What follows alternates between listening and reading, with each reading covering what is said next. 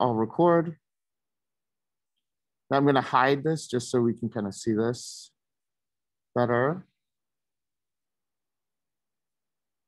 There we go.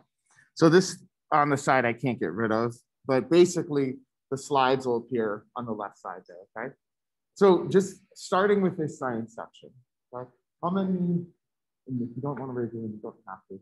How many people felt like personally attacked by the science section 2 weeks ago? Anyone? Yeah, okay, so a few hands, okay? So the good news is that there are some really concrete things you can do to improve your science score. Now, everyone is in a little bit of a different situation, so you have to kind of think to yourself what your goals are, right?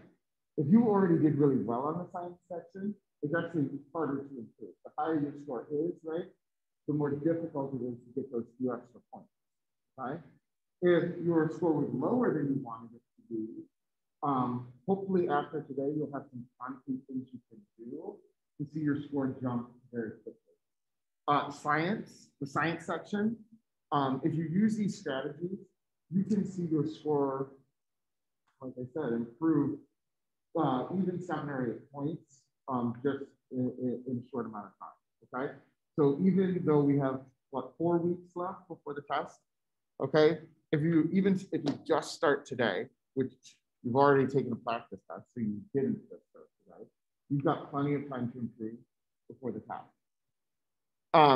So what we're going to do today is go over just a quick strategy review and then go into some practice, okay? So science is the one section that is formatted in a way that you can actually study. So there are 3 types of passages, and you may have noticed this when you took this 2 weeks ago. There are typically 2 data passages, and they have about 6 questions. There are typically 3 research summaries, and there are 7 questions on those. And then there is always 1 conflicting viewpoints passage. And there are 6 to 7 questions on them. And that's it. There are 6 total sections, right? And it's always that way. That's always the way it is. Now, on some years, they've added a data passage and taken away a research summary, but there is always only 1 conflicting viewpoint passage, okay? So why does this matter? Well, you can come up with a strategy. If you look at the passages, there are, depending on what your strengths and weaknesses are, you might do really well on the data passages or really poorly on the data passages. You might do really well on the research summaries or really well on the conflicting viewpoints, okay? So one option for you is if you already know you're doing really well on one type of passage, you don't need to practice those as much, okay? You can just focus on the type of passage that you find the most difficult, okay? Now, personally, tests give me a lot of anxiety. So I have a hard time skipping sections and going back. I like to work all the way through. I like to start on the first passage and work all the way through no matter what. And so I know that's what works for me, okay? If you are comfortable skipping around, you can also prioritize passages. So let's say you want to leave conflicting viewpoints till the last section, do it, right? Try to find the data passages and do those first, if you're comfortable. Now, the only way you're going to know if you're comfortable with that is to actually practice. So you do have to actually spend some time with these passages, but I'll give you some tips for that later too. And see, this all comes down to only do what you feel comfortable and most successful with. So I'm not going to tell you that there's one right way because it's not. Everybody has a different comfort level. And you also have to keep in mind that the science section is last, always. It's always the 4th test. So you've already got like test fatigue by the time you get there. And then it's an intimidating time. So you've got to figure out what works best for you, okay? Any questions so far? Okay, so pacing. You've got to do 6 passages. Uh-oh. I wasn't talking to you, Siri, sorry. Okay, so you've got 6 passages in 35 minutes. So don't let the clock hurt your score, right? That gives you a little over 5 minutes a passage, 5 to 6 minutes a passage. And at the 5-minute warning, right, you've got to figure out what to do. So if you still have 10 questions left, you're probably not going to get to all 10 of those questions in detail. So if you've got a data passage left, typically those are a little easier. Try the data passage because you're going to get more points than if you spend 3 minutes on a question you don't understand. Does that make sense? You've got to always keep that the clock in mind, okay? Any questions on pacing? This seems obvious, but when you really break it down into concrete steps, like I only have 5 to 6 minutes for this passage, right? And you hold yourself to that, it makes sense. There's no point for a test like the ACT on spending 2 minutes on a question to try to figure it out when there are other easier questions you could get right away, and then you don't get to look at them because you ran out of time. So don't do that to yourself, right? You can skip a question even inside a passage that you don't understand. And if you have time, go back to it later, right? Better to get points for questions you know for sure. Okay, I don't know why that's doing that. Sorry, guys. Okay. So just a couple things. So always, always, always reference the passage. You may have noticed that the question says things like, according to figure 1, according to table 2, it tells you where to look. And part of the confusing part is if you look at the wrong figure or the wrong table, the question's not going to make sense, right? So really, really stress what it's asking you to look at, right? One way to check if you understand the question is to put it in your own words. So if you can understand what the question's asking, that question's worth trying to answer, worth sticking, okay? If you've spent like over a minute on a question and you're still struggling to figure out where to go, skip that one. It's just going to increase your anxiety. It's going to make you feel stressed during the test, okay? And again, it's going to stop you from getting the problems that are easy, that you can get points for, okay? And also don't be intimidated, okay? I know it is intimidating what I've just said probably, but this is not a content test. You don't have to actually go study any scientific terminology to do well on this test. All of the vocabulary and all of the content in the test, for the most part, is in the passages. However, the questions are purposely worded with scientific jargon, so words that like nobody uses, unless you're working in that field of science, right? To intimidate you, to throw people off. This test is not actually testing, like, do you remember the steps in photosynthesis? It's testing your ability to think critically, right? To look at data and draw conclusions from it. So the only thing you have to do for this test is do practice problems. That's how you get more comfortable with this test, okay? So, yes. So terms are defined for you, usually, okay? So don't feel like, well, I didn't know any of the vocabulary on that test. No one did. In fact, some of the passages are so obscure because it kind of levels the playing field. Like no one has probably studied that in high school. So what they're seeing is, can you think critically about data, okay? So let's take a look at what I mean by that. Okay, so these are two, I stole these from released ACT questions, okay? So you'll notice that after there's a term that's important, right? There's a definition, small circular DNA molecules, okay? So it defines it for you. You don't have to know what a plasmid is. They also bog you down with extra information, okay? That you may or may not, that you most likely don't need, right? So these words that are highlighted, however, if you're scanning through, let's say you skim it one time, and then you get to a question with that word in it, then you know you can just go back right where it is in the passage to this definition. Same thing with tables or figures. So look at this, figure 1, table 3, table 2, table 1. That tells me that this paragraph is pretty important because it tells me what is in each table or figure, okay? And then the questions are also going to be based off those tables or figures, okay? So we're all good so far? Okay. So now, how do you know what a passage is? If it's data, basically I say like data, experiment, or conflicting viewpoints, okay?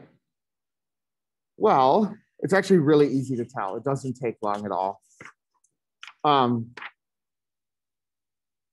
For data passages, even though it may not be a data passage, data questions make up half of the ACT. So if you can just get like the data questions right, you can already be looking at as a 20, right? So if just for frame of reference, if you're shooting for a 24, that's what we typically say is if you can score a 24 in the science section of the ACT, that's predicted that you would be able to earn an A in a science level or a college level science course, okay? So that's like the college readiness standard, okay? And so if you just get the data questions right, you're already looking at a 21, okay? So these are just things that you should be paying attention to when you're looking at a data passage. So like things we just pointed out, headings, table, what variable is on each axis, like the X and the Y axis. If it's like a crazy image, like the ACT is famous for putting like various types of data representation on the test to kind of throw you off. So it's not just like, can you read an X and Y axis, right? But there are still trends or relationships that you can notice. So when one value goes up, what happens to the other value? What happens to the Y-axis value? They want to know if you can analyze trends like that, right? And again, when we get to the practice, this will make more sense. But this is typically what data passages look like. So there's no really experimenting happening here. They're literally just giving you information, right? So for example, this table is telling us the phases and densities of different substances, okay? And then they'll ask you questions related to this data pattern, right? And that is a simple data problem, okay? So research summaries, these are what I call the experiments passages. These focus on actual scientific experiments that people are studying. So they usually have like study 1, study 2, study 3. And there's something that's being changed between the studies, right? That's what these questions focus on, right? So they kind of go from easy to hard in terms of the questions they might ask you. So they may ask you something simple about the variables, like what the variables are, all the way up to asking you to predict what the scientist might do next, or getting a conclusion from the scientist, and then applying that to a new data set, or to find a new value that's not in the data set, okay? So they're scaffolded as well. Okay, and so this is what a research summary might look like. So here you can see instead of just a data table, it's got study 1, And then there's information about what happened in study 1 at the top. Okay.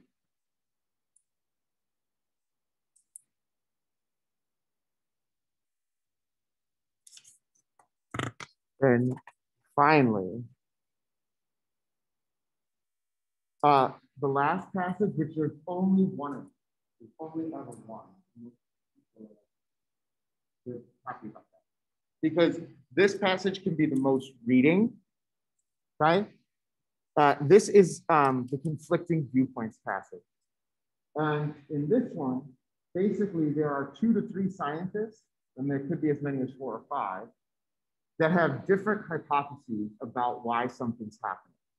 And you have to analyze the similarities and differences between the scientists to answer questions, right? Now, if you are already doing, like you're already scoring pretty well, like you're already in the range of where you want to be on the test, you might want to mix in all 3 of these passages into your prep. That's a realistic way to kind of mimic the scenario that you'll be in on the day of the test, okay? If you're more looking to increase your points, like a bigger number, so like double digits, you might want to pick one type of passage to focus on and then move on to the next one, okay?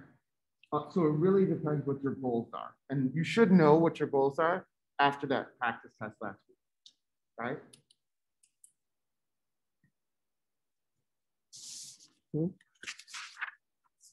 And again, oh, sorry. Here are just examples of how you would know it's conflicting viewpoints.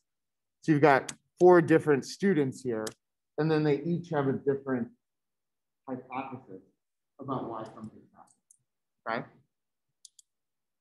In this case, it's the first problem that we're going to do today, the first practice that we're going to do, okay?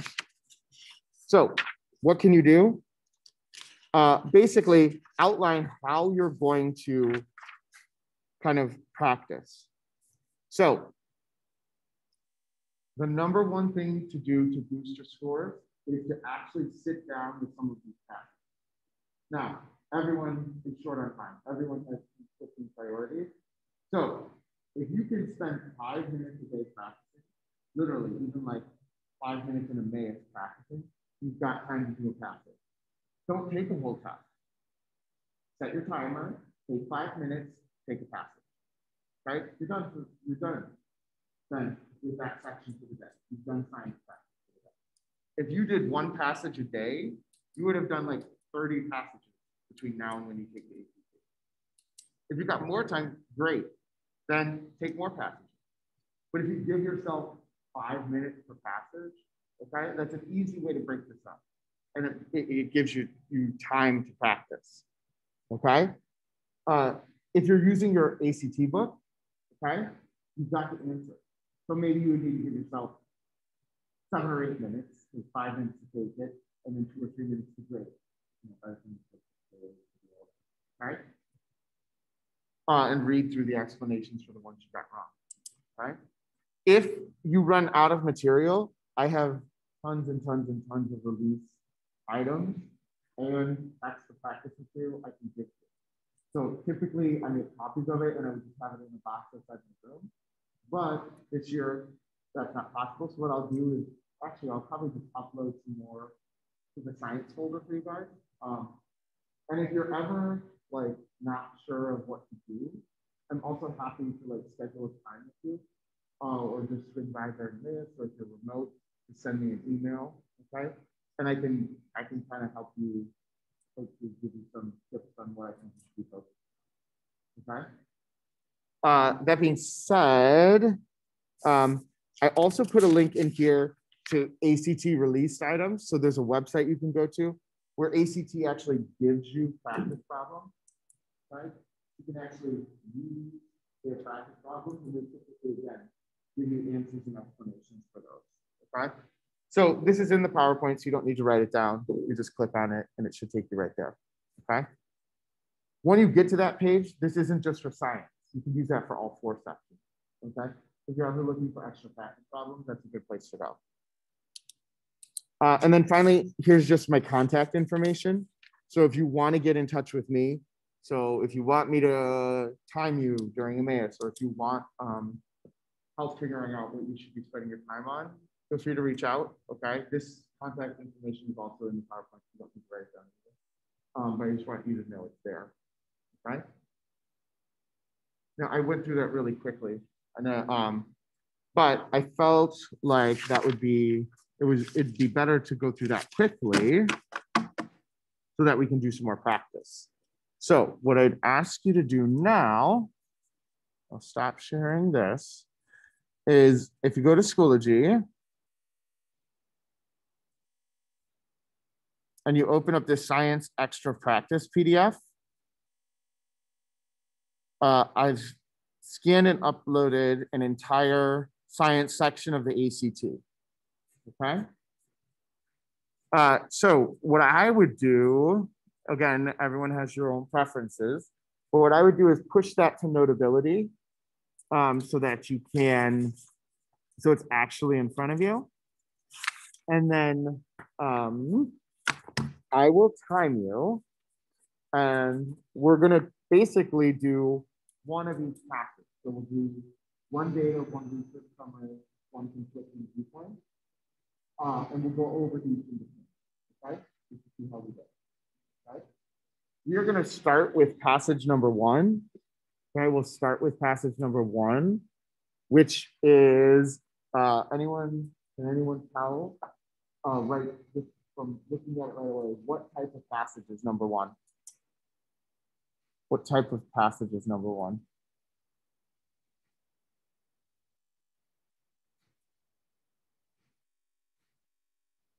So this one, what type of passage is this?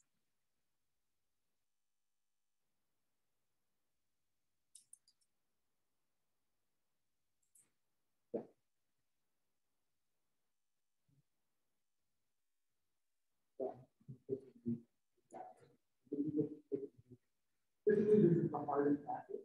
So we'll see what it's like. What if you were going to do this passage first? Okay. So I will give you 5 minutes. I'll put the timer up. Well, actually, I'll just time it on my phone. I'll tell you when to start, and then I will give you the answer, and we'll go through them. Okay. So.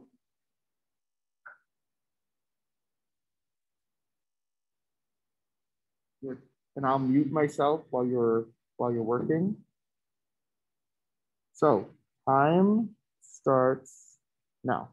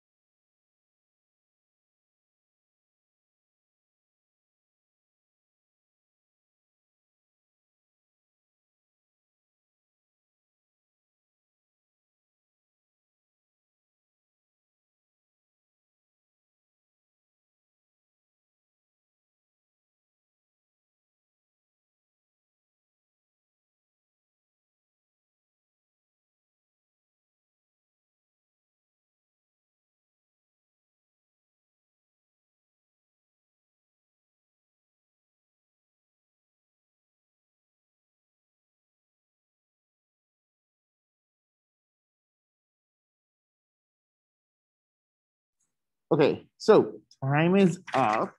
Now, what I'm going to do first is give you the answers. And then we can take a look and talk about the passage in general. So number one is B. Letter B. Two is J. Three is C. Four is F.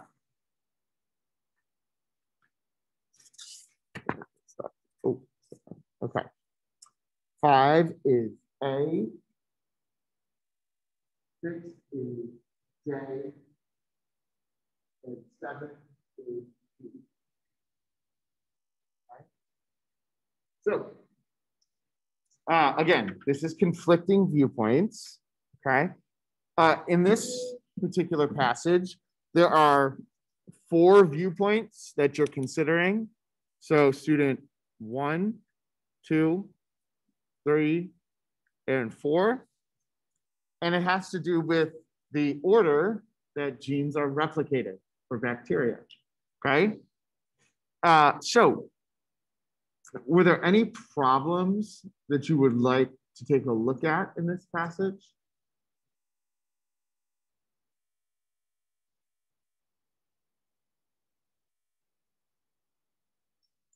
Seven. Okay. So question 7 says, suppose that the transfer of genes between 2 bacteria was interrupted. That the last gene transferred was gene A, and that no incomplete copies of a gene were transferred. Based on this information, student 1 would say that the transfer was most likely interrupted how many minutes after the transfer began? So, important information that we need to know. Well, this is the plasmid, so we're going to be looking at this. How long does it take each gene to copy, according to the passage? Yep, 15 minutes. 15 minutes.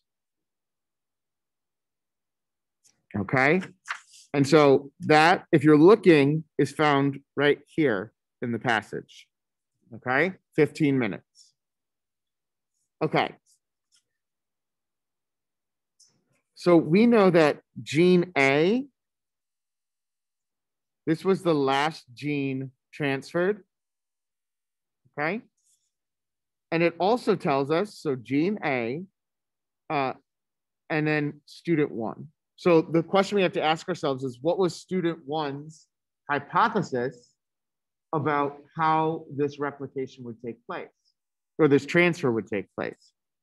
Student 1 said, replication always begins between gene F and gene X. So gene F and gene X. So that means this is where it's got to start. Does that make sense? Oops, sorry, you can't see what I was just doing. This problem is not telling you this is the way it happens, this is the right way. It's saying, well, depending on which one of these students is correct, you would predict that different things would happen, okay? So given the conditions stated in problem 7, right? If we're starting,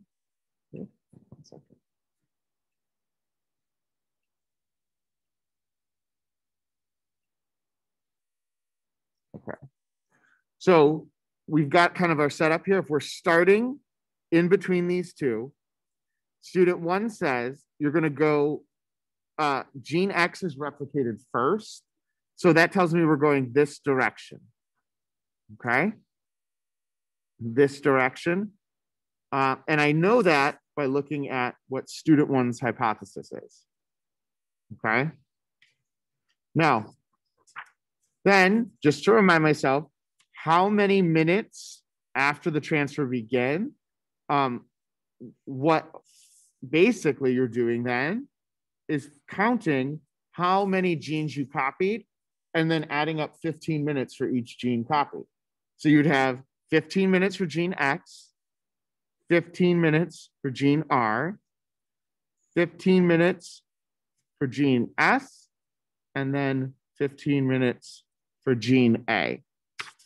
So total, I would expect that my answer is 60 minutes. Now notice I found the answer before I even looked at the answer choices. So now I'll go see if I'm right? Like if my answer choice is there, that might be a good indication that I got the answer correct. And D60 is the correct answer. Okay, does that make sense? So what's confusing about this problem is at the end of this, it's not asking you to figure out who's right or not. It's just giving you circumstances to apply these different theories in, or different hypotheses, okay? Now you can see that this conflicting viewpoints passage can be a lot of reading. So some students say, I'm gonna skip conflicting viewpoints and go back to that last. Whatever time I have left, I'll spend it on that at the end. I'll focus on the other passages, right? Me personally, I'm too anxious to do that, so I just go all the way through, okay? That doesn't mean though, even if you're working all the way through, you can still skip particular questions and go back to them, okay? Any other questions on this passage? Which one? Number 3? Okay, let's take a look. So number 3 said, which students believe that any of the 6 genes on the plasmid can be the first gene transferred to a recipient bacterium? Now, which students believe that any of the 6 genes can be first, right? So if you go back, okay, before I even look at the answers, let's see if I can find it, right? So replication always begins between gene F and gene X. So I know that student 1 doesn't believe that. Student 1 believes it can only begin in one place, not any place. Student 2 says replication always begins between gene F and gene X. Okay, I can cross off student 2. Replication can begin between any 2 genes. Okay, so I know student 3's got to be in the answer. Okay, what about student 4? Replication can begin between any 2 genes. Okay, so I'm going to predict, I want an answer that says student 3 and student 4. Okay, so for question 3, that would be C. Is that helpful? Okay. If I'm going too fast, just tell me to slow down. But everyone's okay so far? Okay. Any other questions on that one?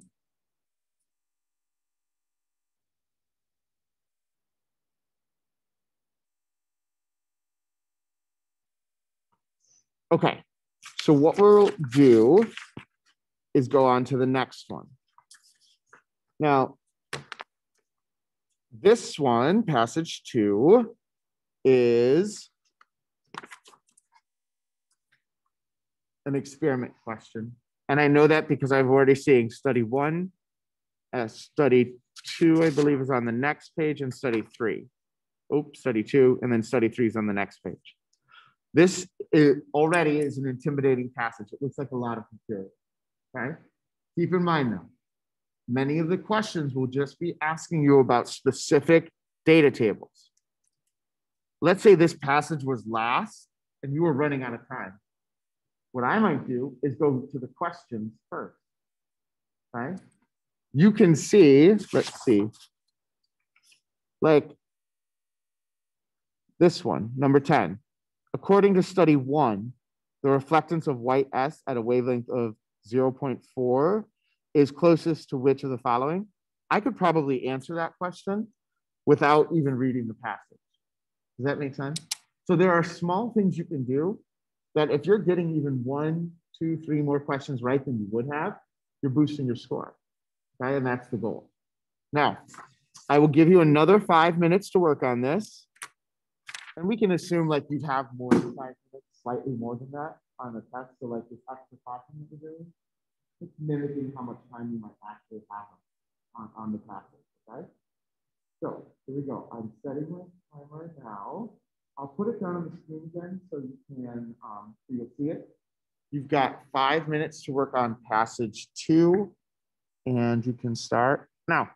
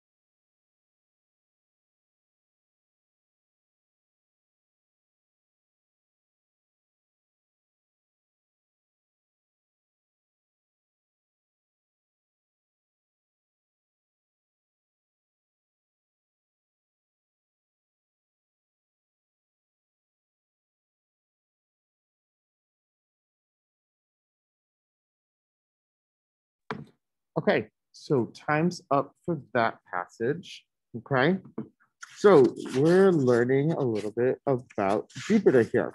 Now, here are the answers then. So check your work. Question 8, the answer is letter G. Question 9 is C. 10.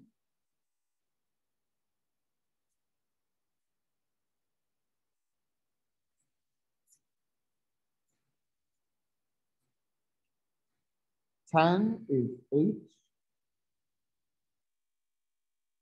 11 is E. 12 is H. And 13 is E.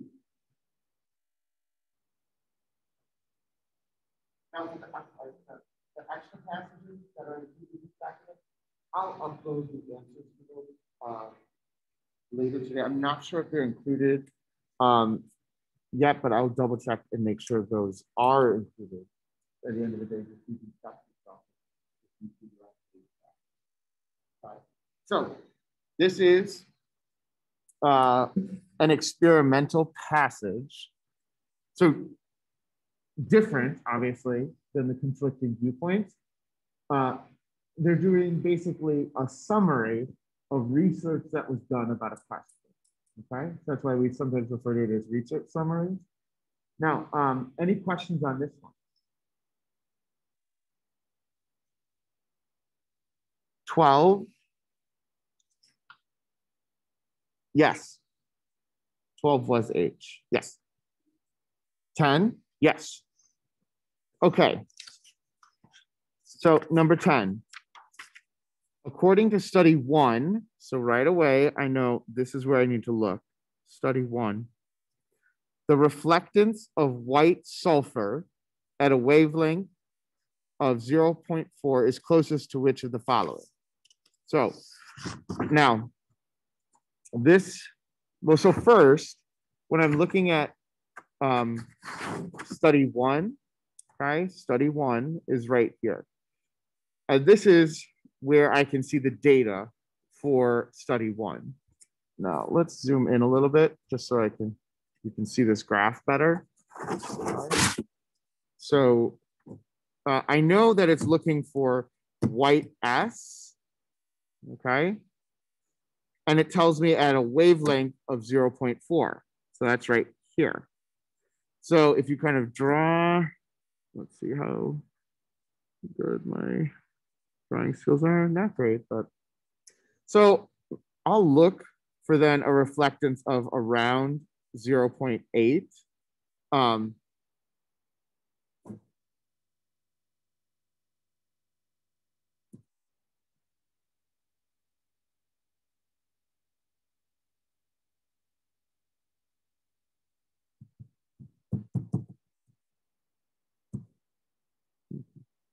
Oh, oops. I did the wrong one. Sorry about that, guys. It's this one.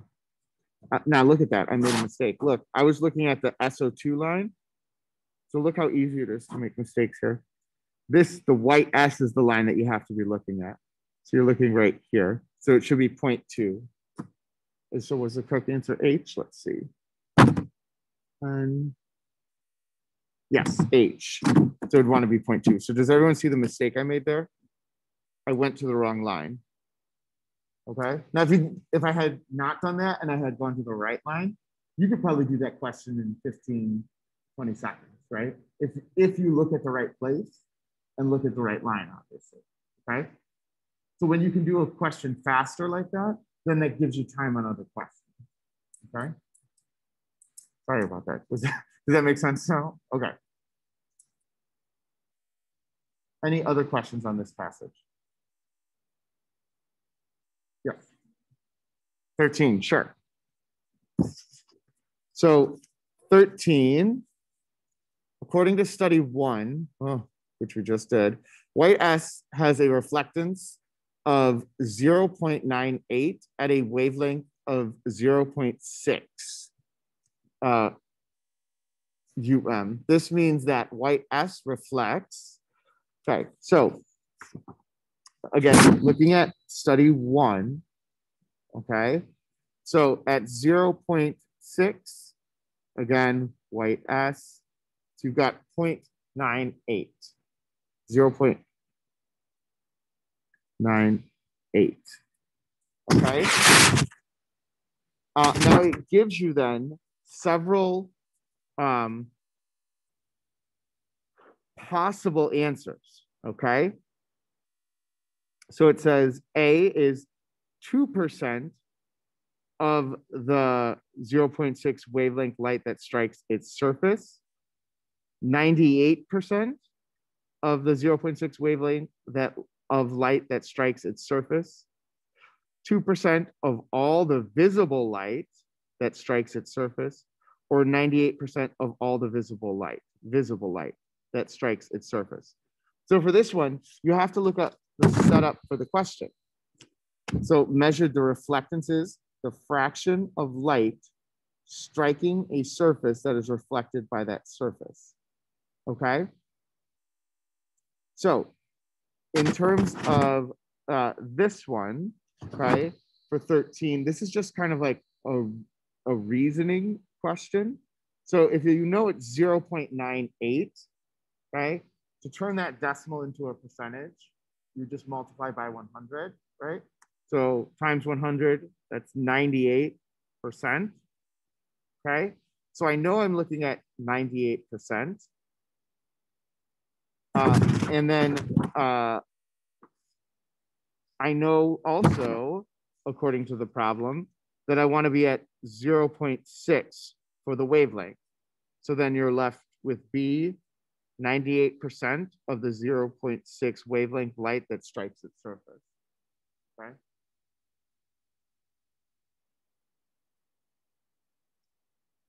So again, for that one, even if you can get to 0.98, right? The real question here is, do you use the 0.02 that's left over or the 0.98, right? That's the real question. And then once you've done that, you've got a 50-50 shot then, okay? So you can still use kind of process of elimination there. That's probably the most difficult question in this. That's one of the most difficult questions in this passage. Any other questions on this one? Okay, so now data. We're going to skip passage 3 right now because that's experimental. So we're going to go.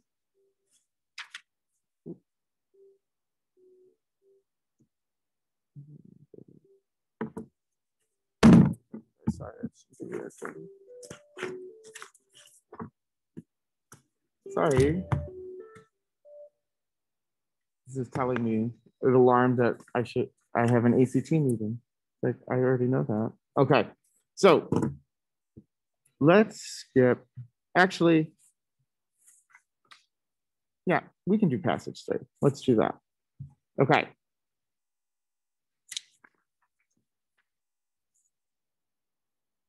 So just to be consistent, actually, let's go passage 4. Okay. So passage 4 is a data representation passage. Passage 3 has a lot of data questions, but it's actually an experimental question or passage. So I'm going to give you 5 minutes to work on passage 4. And I think we'll probably have time. We can go back and do passage 3 after this. Okay. So you're going to have 5 minutes to do passage 4, and your time starts now.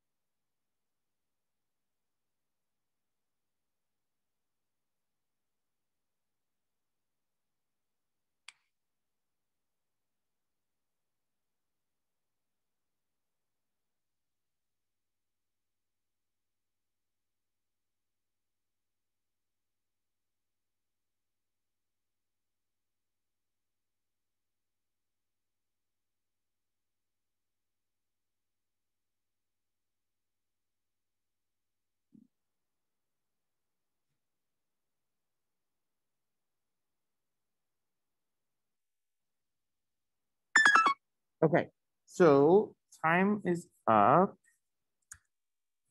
Okay, good. So here are the answers for passage 4. Okay, 20 is F. 21 is B. 22, D. 23, A. And 24, H. Okay, how many people had extra time on this one? A little bit, yeah. So this shows you, this is a really good example of a data passage that you could move through probably more quickly than another passage.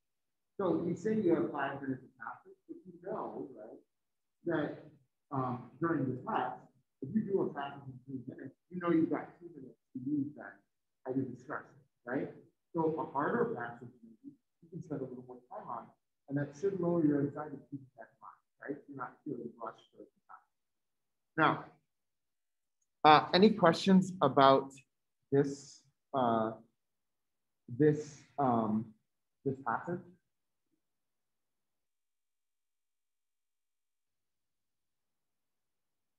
Okay, so you got a little time, so let's go back and do 3 now. Now, this will be a second experimental passage we're doing, okay? But there are a lot of daily questions in this one, so it's good practice for both, okay? So now you're looking at passage 3. Again, I'll give you 5 minutes. Okay, so passage 3. I'll put it up in a moment.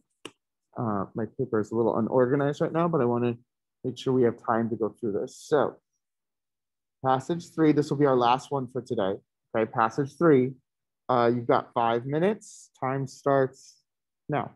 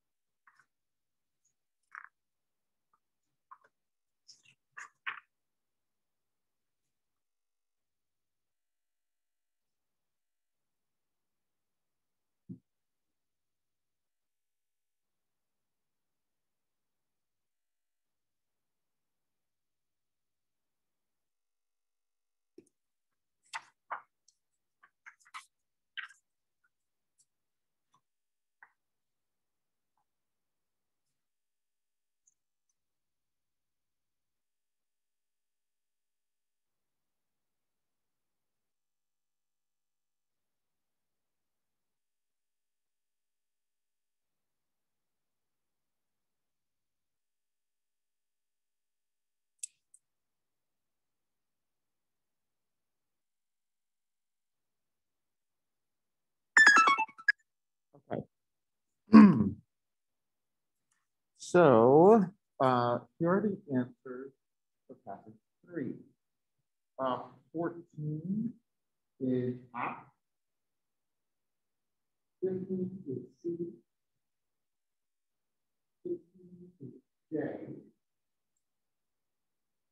17 is A.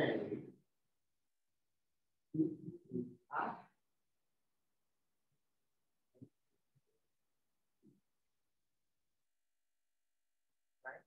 So now you've done 1 conflicting viewpoints, 2 experimental passages, and 1 data passage. Okay. Any questions at all about anything that we talked through today?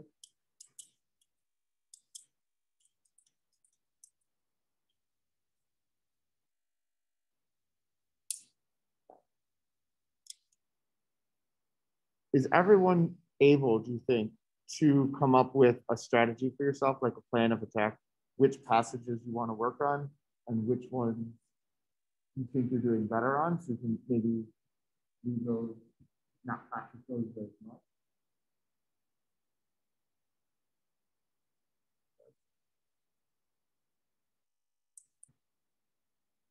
Okay. So with the last bit of time here, are there any problems you want to talk through on this last passage? I just want to make sure I ask those other questions first so we don't run out of time.